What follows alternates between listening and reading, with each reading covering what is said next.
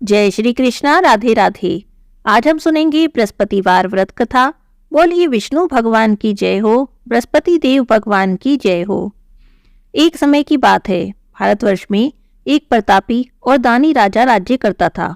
वह नित्य प्रतिदिन गरीबों और ब्राह्मणों की सहायता करता, लेकिन ये सब बातें उसकी रानी को अच्छी नहीं लगती। वह न गरीबों को दान देती, न भगवान का पूजन करती, और राजा को भी पूजा पाठ और दान देने से मना करती। एक दिन की बात है, राजा तो शिकार खेलने वन को गए थे। घर पर रानी और बांदी थे। उसी समय बृहस्पति देव साधु के वेश में राजा के द्वार पर आए और भिक्षा मांगी। जब उन्होंने भिक्षा मांगी तो रानी ने भिक्षा देने से इनकार कर दिया और कहने लगी, हे साधु महाराज, मैं तो इस दान पुण्य से तंग आ गई हूँ। मेरा पति सारा धन लुटाते रहते हैं। मेरी तो इच्छा है कि हमारा सब धन नष्ट हो जाए और मैं आराम से रह सकूं। साधु ने कहा, हे देवी, तुम तो बड़ी विचित्र हो। संतान और धन से तो कोई भी दुखी नहीं होता, इसे तो सभी चाहते हैं। पुत्र और लक्ष्मी तो पापी के घर में भी होनी चाहिए। यदि तुम्हारे पास धन अधिक है तो भूखे मनुष्य को भोजन कराओ, प्यासों के लिए प्याऊ बनवाओ, मुसाफिरों के लिए धर्मशाला खुलवाओ।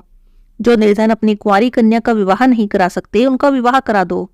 और भी ऐसे बहुत से काम हैं जिन्हें करने से तुम्हारा यश लोक परलोक में फैलेगा।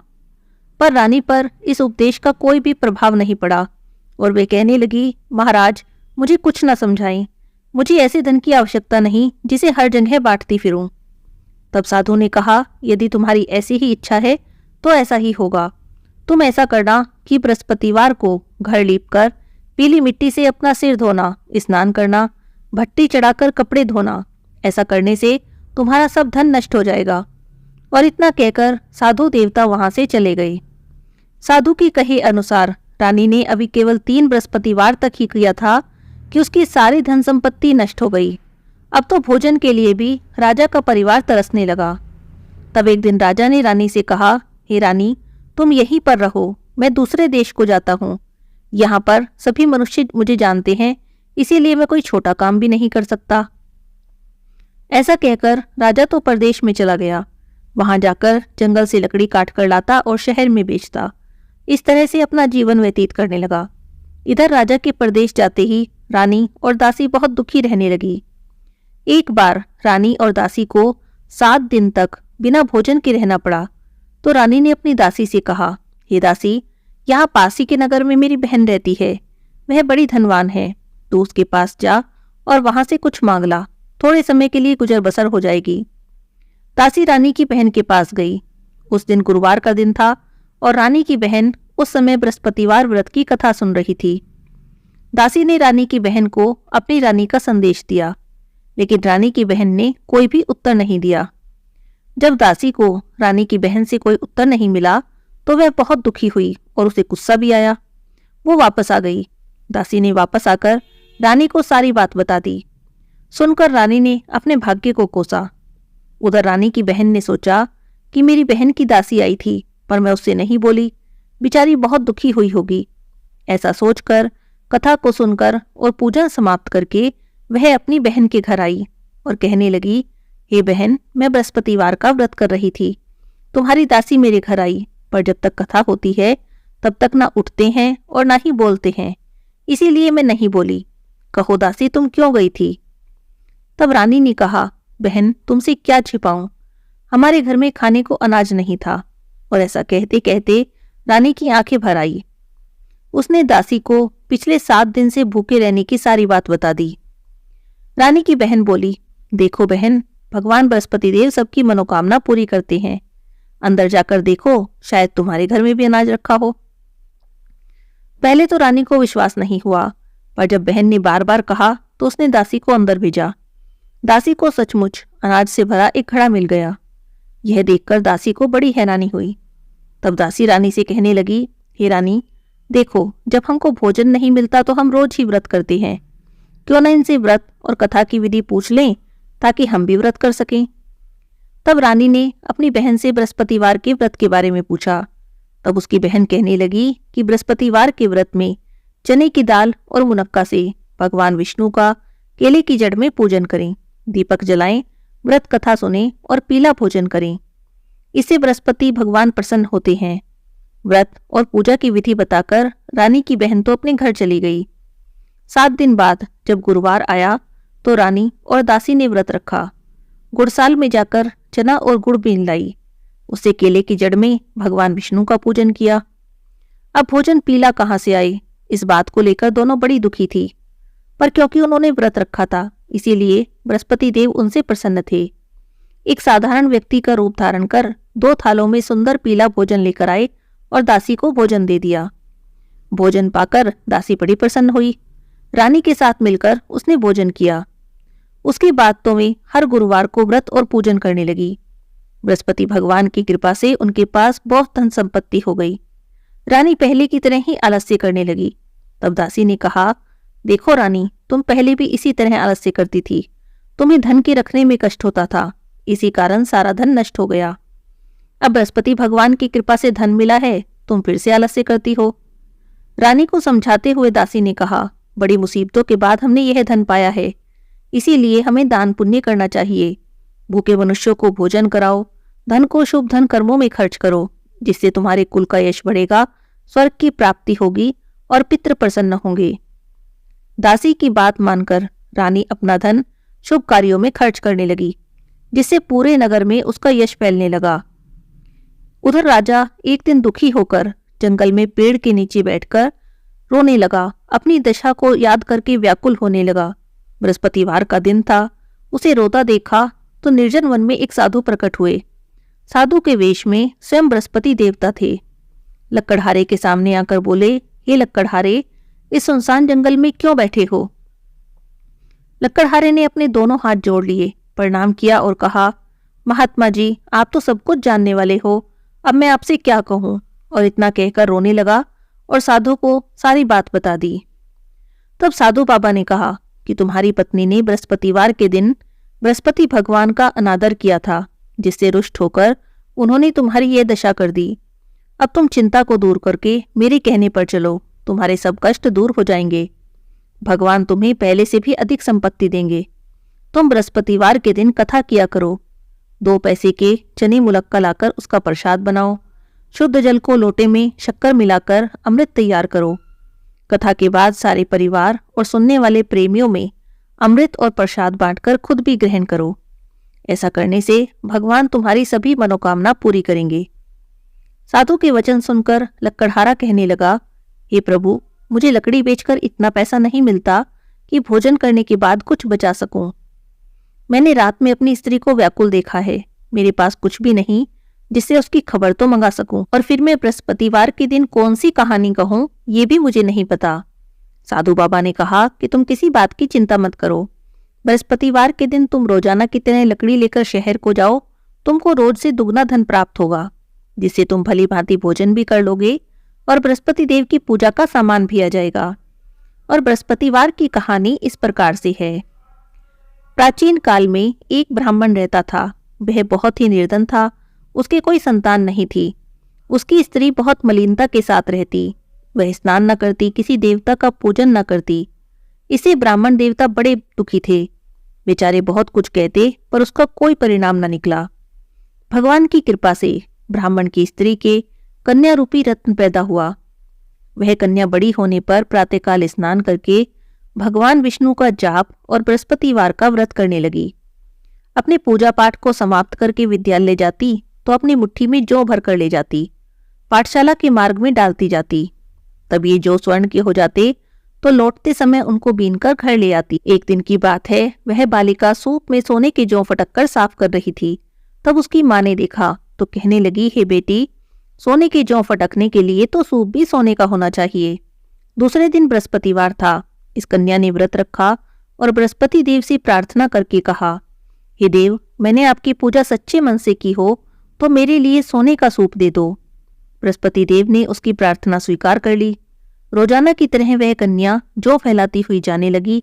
जब लौटकर जौ बीन रही थी तो बृहस्पति देव की कृपा से सोने का सूप मिला। उसे वह घर ले आई और उसमें जौ साफ करने लगी, पर उसकी माँ का तो वही ढंग रहा। एक दिन की बात है, वह कन्या सोने के सूप में जौ साफ कर रही थी।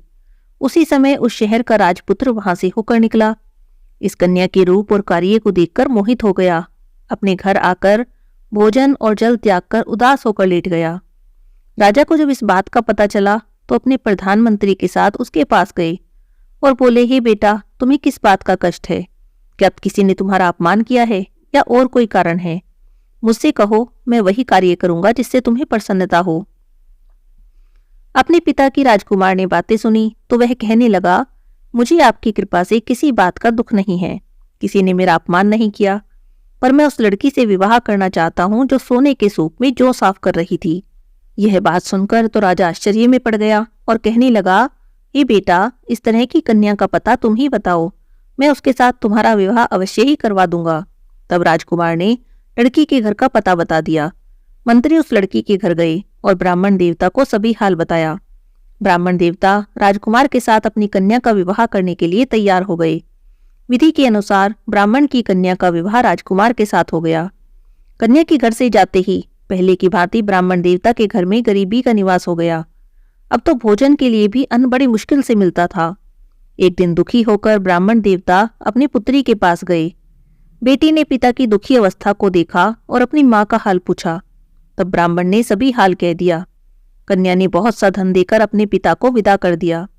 इस तरह से ब्राह्मण का कुछ समय सुख से बीत गया। कुछ दिन बाद फिर से वही हाल हो गया। ब्राह्मण फिर से अपनी कन्या के यहाँ गया और सब हाल कहा तो लड़की कहने लगी, हे पिताजी, आप माताजी को यहीं लिवा लाओ, मैं उन्हें विधि बता दूंगी जिससे गरीबी दूर हो जाए। तब ब्राह्मण देवता अपनी स्त्री को साथ लेकर पहुंचे तो बेटी अपनी माँ को समझाने लगी, देखो माँ, तुम प्रातःकाल प्रथम स्नान आदि करके भगवान विष्णु का पूजन किया करो, सब दरिद्रता दूर हो जाएगी। पर उसकी माँ ने उसकी एक भी बात नहीं मानी। अगले दिन सुबह उठी तो अपनी पुत्री के बच्चों की झूठन को खा लिया। ऐसा देखकर पुत्री को बहुत गुस्सा आया। उसने रात को कोठरी से सभी सामान निकाल दिया और अपनी माँ को उसमें बंद कर दिया। प्रातःकाल उसमें से निकाला और स्नान आदि करा के पाठ करवाया तो माँ की बुद्धि भी ठीक हो गई। वह प्रत्येक बृहस्पतिवार का व्रत रखने लगी और विष्णु भगवान की पूजा करने लगी। इस व्रत के प्रभाव से उसके माँ बाप बड़े ही धनवान और पुत्रवान हो गए। बृहस्पति जी के प्रभाव से इस लोक के सभी सुखों को भोगकर स्वर्ग को प्राप्त हुए। बोलिए विष्णु भगवान की जय हो, बृहस्पति देव भगवान की जय हो। इस तरह से पूजा की विधि बताकर और कथा बताकर साधु बाबा वहां से अंतर्ध्यान हो गए। धीरे धीरे समय बीता। बृहस्पतिवार का दिन आया। लकड़हारा जंगल से लकड़ी काटकर शहर में बेचने गया। उस दिन उसे और दिन से अधिक पैसा मिला। राजा ने चना गुड़ आदि लाकर गुरुवार का व्रत किया। उस दिन से उसके सभी कलेश दूर हो गए। पर जब दोबारा गुरुवार का दिन आया तो बृहस्पतिवार का व्रत करना भूल गया। इस कारण बृहस्पति भगवान नाराज हो गए। उस दिन नगर के राजा ने विशाल यज्ञ का आयोजन किया। शहर में घोषणा करा दी कि कोई भी मनुष्य अपने घर में भोजन नहीं बनावे, न आग जलावे, सारी जनता मेरे यहाँ भोजन करने आए, और इस आज्ञा को जो न मानेगा उसे फांसी की सजा दी जाएगी। इस तरह की घोषणा संपूर्ण नगर में करवा दी गई। राजा की आज्ञा से शहर के सभी लोग भोजन करने गए। लकड़हारा देर से पहुंचा, इसीलिए राजा उसे अपने साथ घर ले गए और ले जाकर भोजन करा रहे थे तो रानी की दृष्टि उस खूंटी पर पड़ी जिस पर उसका हार लटका हुआ था। वह वहां पर दिखाई नहीं दिया। तब रानी ने निश्चय किया कि मेरा हार इसी मनुष्य ने चुराया है। उसी समय सिपाही बुलाकर उसे कारागार में डलवा दिया। जब लकड़हारा कारागार में पड़ गया तो बहुत दुखी हो गया और सोचने लगा, ना जाने कौन से पूर्व जन्म के कर्म से मुझे इतना दुख प्राप्त हो रहा है। उन्हीं साधु को याद करने लगा जो जंगल में मिले थे। उसी समय तत्काल बृहस्पति देव साधु के रूप में प्रकट हुए और उसकी दशा देखकर कहने लगे, अरे मूर्ख, तूने बृहस्पतिवार का व्रत नहीं किया, इसी कारण तेरे लिए यह दुख प्राप्त हुआ है। अब तू चिंता मत कर। बृहस्पतिवार के दिन कारागार के दरवाजे पर 4 पैसे पड़े मिलेंगे। उनसे तो बृहस्पति देव की पूजा करना, तेरे सभी कष्ट दूर हो जाएंगे। बृहस्पतिवार के रोज उसे 4 पैसे मिले। लकड़हारे ने कथा कही और उसी रात्रि को बृहस्पति देव ने नगर के राजा को स्वप्न में कहा, हे राजा, तुमने जिस आदमी को कारागार में बंद किया है वह निर्दोष है, वह राजा है, उसे छोड़ देना। रानी का हार उसी खूंटी पर लटका है। अगर तू ऐसा नहीं करेगा तो मैं तेरे राज्य को नष्ट कर दूंगा। इस तरह के रात्रि स्वप्न को देखकर राजा प्रातःकाल उठा और खूंटी पर हार देखकर लकड़हारे को बुलाकर क्षमा मांगी। योग्य सुंदर वस्त्र आभूषण देकर उसे विदा कर दिया। बृहस्पति देव की आज्ञा से लकड़हारा अपने नगर को चल दिया। राजा जब अपने नगर के निकट पहुंचा तो बड़ा आश्चर्यचकित हुआ। नगर में तो पहले से अधिक बाग, तालाब, कुएं, बहुत सी धर्मशाला और मंदिर बने थे। तब राजा ने पूछा, ये किसके बाग और धर्मशाला हैं? तब नगर के सभी लोग कहने लगे, ये तो सब रानी और बांदी के हैं। राजा को बड़ा आश्चर्य हुआ और गुस्सा भी आया। जब रानी ने खबर सुनी कि राजा आ रहे हैं तो उन्होंने दासी से कहा, दासी देखो, राजा हमें कितनी बुरी हालत में छोड़कर गए थे।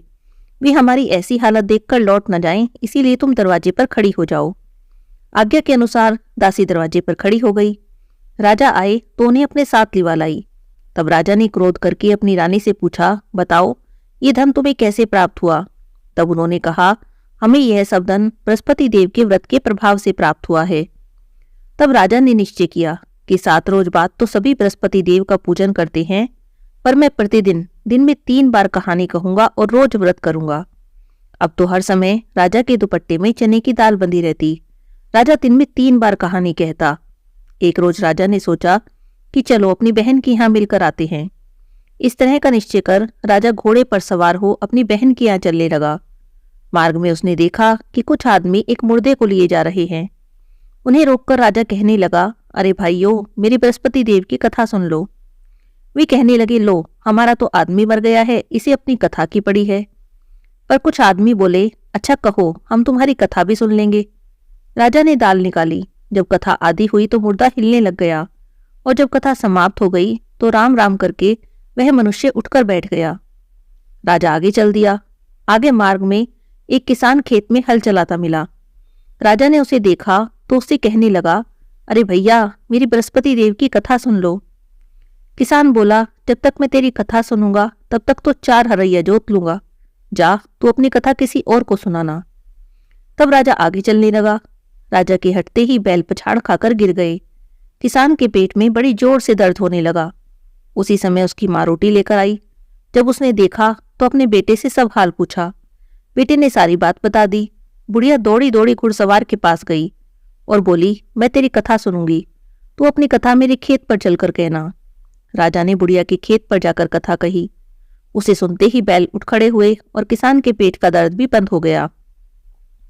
करते करते राजा अपनी बहन के घर पहुंच गया। बहन ने भाई की खूब मेहमानी की।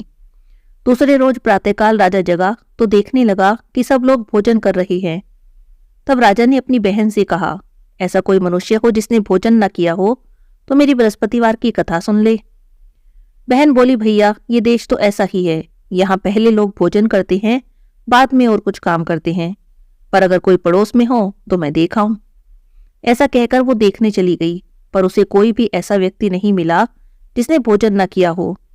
अंत में वो एक कुम्हार के घर गई। उसका लड़का बहुत बीमार था।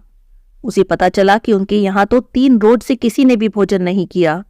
तब उसने अपने भाई की कथा सुनने के लिए कुम्हार से कहा। वह तैयार हो गया।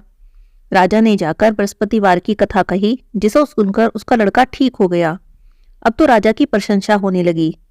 एक दिन राजा ने अपनी बहन से कहा, हे बहन, हम अपने घर को जा रहे हैं, तुम भी तैयार हो जाओ।